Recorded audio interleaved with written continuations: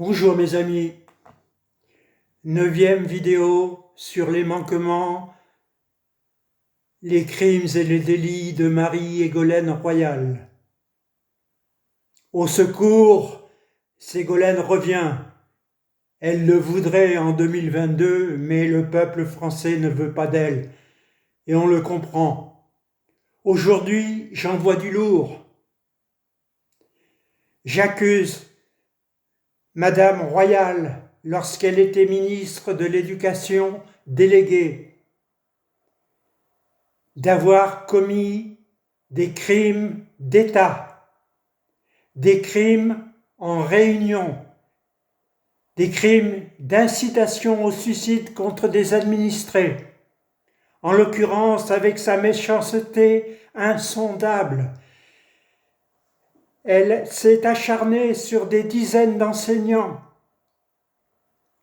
poussant l'un d'eux au suicide, M. Bernard Hans, en détruisant un autre, M. Roger Renard. Nous parlerons de ces faits dans le détail. Il faut remettre la situation dans ses particularités de 1997 lorsqu'elle arrive au ministère.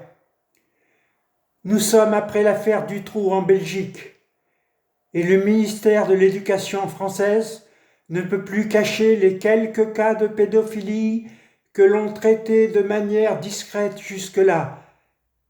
L'éducation décide donc de prendre le problème à bras-le-corps, mais elle confie cette tâche à Ségolène Royal, qui cachera son action à Claude Allègre, son ministre de tutelle, qui n'en saura rien. Elle fait des coups, elle veut toujours passer avant lui pour avoir l'image publique, pour faire sa carrière avec des coups médiatiques permanents. Elle décide en 1997 que 10% des enseignants sont concernés. Et elle se lance dans une croisade hystérique contre des malheureux, entraînant des vies détruites, des réputations sacrifiées et des suicides pour quelques cas anecdotiques qui auraient pu être traités discrètement. Mais combien même pour elle, puisqu'elle affirme que 10 innocents pour une personne démasquée, cela vaut la peine. Elle ne connaît rien au problème. Elle affirme hautement la sacralité de la parole de l'enfant et affirme avec une bêtise insensée qu'un enfant ne ment jamais. Qui peut croire cela alors que des affaires de pédophilie doivent se traiter avec la plus grande discrétion, la plus grande délicatesse pour ne pas commettre d'erreurs et ne pas détruire des réputations et des vies. Elle va faire le buzz. C'est une période très noire qui a été cachée depuis. Nous allons la remettre à l'heure du jour. En cette menace de l'élection de 2022 et de son retour possible, il faut lui interdire toute possibilité de retour. En Suède, elle serait écartée de toute responsabilité depuis très longtemps. Elle décrète donc qu'un enfant ne ment jamais. Et elle pond une circulaire par laquelle, dès que des faits semblent certifiés, il faut saisir immédiatement le procureur. C'est le début de la terreur parmi le milieu enseignant. Des vies détruites.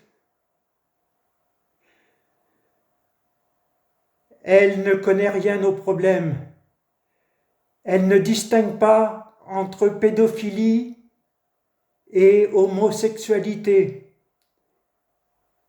La sociologue de Gournay affirme qu'elle est obsédée par son image et qu'elle a installé un climat social nauséabond par son amalgame entre pédéraste et pédophile.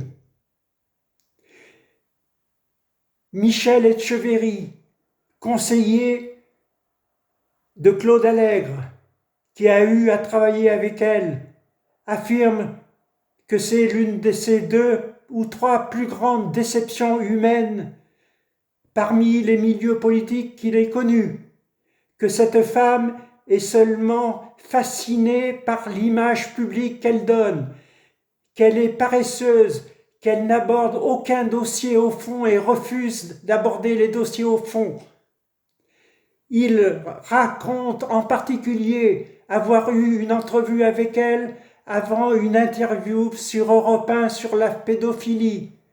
Elle lui demande alors, avec toute son innocence imbécile, si on ne pourrait pas démasquer les pédophiles parmi les instituteurs lors de la visite médicale.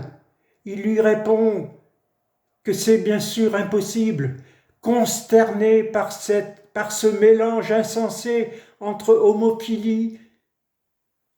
entre pédophilie et homosexualité. Alors, vous voudriez de cette personne criminelle en 2022, de cette personne imbécile qui a toujours raison et ne revient jamais sur ses erreurs. Aujourd'hui, elle vous affirmerait la même chose, que la parole des enfants est sacrée, qu'ils ne mentent jamais. Allez, je vous parlerai demain dans le détail du suicide de Bernard Hans, dans laquelle elle a une responsabilité totale. C'est du lourd. À demain, mes amis.